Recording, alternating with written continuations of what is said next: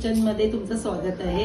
आज मी बनवणार आहे पोह्याचे कटलेट्स। पोह्याचे कटलेट बनवण्यासाठी लागणारं साहित्य: भिजवलेले पोहे, कोथिंबीर आणि हिरवी मिरचीचं वाटप, गाजर बारीक कापलेलं, कॉर्न, कोथिंबीर बारीक चिरलेली, तांदळाचं पीठ, रवा, उकडलेला बटाटा, कॉर्नफ्लॉवर, मीठ, धना जिरा पावडर आणि आमचूर पावडर। प्रथम आपण हे भिजवलेले पोहे घेऊया।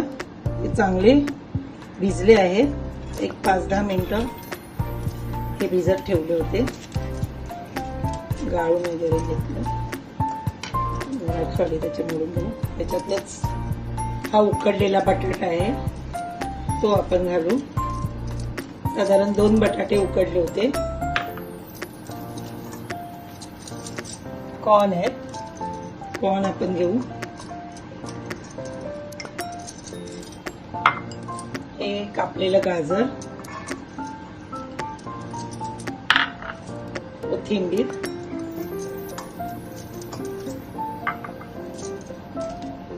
ही धना जिरा पावडर आणि आमचूर पावडर, साधारण 1 चमचा आहे। आणि हे आहे कोथिंबीर आणि ओली आपली मिरची आहे, तिचं वाटप।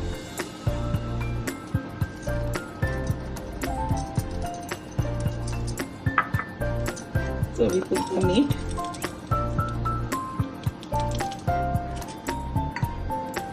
हे सगळं मिश्रण आपण चांगलं एकजीव करू आणि त्यात मग थोडं तांदळाचं पीठ घालायचं आहे। चांगलं एकजीव झालं पाहिजे, म्हणजे त्याचा एक लगदा तयार करायचा आपल्याला। हे एकजीव झालं, त्याच्यात थोडं तांदळाचं 4 चमचे पीठ घालायचंय आणि हे चांगलं घट्ट मळून घ्यायचंय। आता हे चांगलं मळलं गेलंय, आपलं एकजीव झालंय पीठ। आता याचे आपण कटलेट्स बनवूया।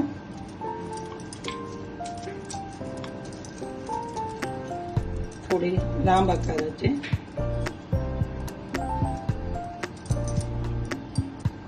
तुम्ही गोल पण बनवू शकता, जे तुम्हाला आकार, बदाम शेप वगैरे कुठले आकार आवडतात त्या आकाराचे तुम्ही बनवू शकता।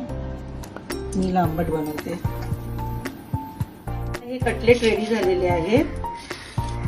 तळण्यासाठी तेल गरम करत ठेवलेले आहे पॅन मध्ये। आता आपण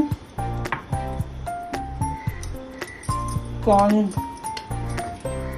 स्टार्च बनवायचं आहे। 2 चमचे घेऊ। कॉर्नफ्लॉवर 2-3 चमचे टाकले आणि त्याचं जरा स्टार्च बनवायचं आहे। चांगला स्टार्च तयार झालेला आहे हा कॉर्नचा। त्याच्यामध्ये हे कटलेट असे घोळवायचे।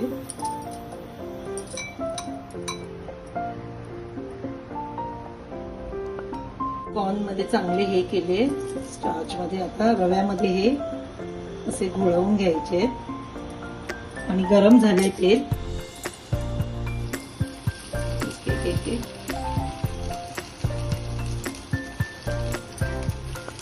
शॅलो फ्राय करायचंय। मुलांना नाश्त्यासाठी अचानक काय द्यायचं, तर हा झटपट होणारा नाश्ता आहे। एका साईडने चांगले ब्राऊन झालेले आहे, आपण पलटी करूया। खरपूस भाजून घ्यायचे। आता हे छान फ्राय झालेले आहे, शॅलो फ्राय करून घेतलेले आहे। प्लेट मध्ये काढू। आता हे रेडी झाले पोह्याचे कटलेट्स। हे एकदा करून बघा आणि मला कमेंट्स मध्ये सांगा हे कसे झाले ते। आणि माझ्या चॅनलला सबस्क्राईब करा, शेअर करा आणि लाईक करा। धन्यवाद।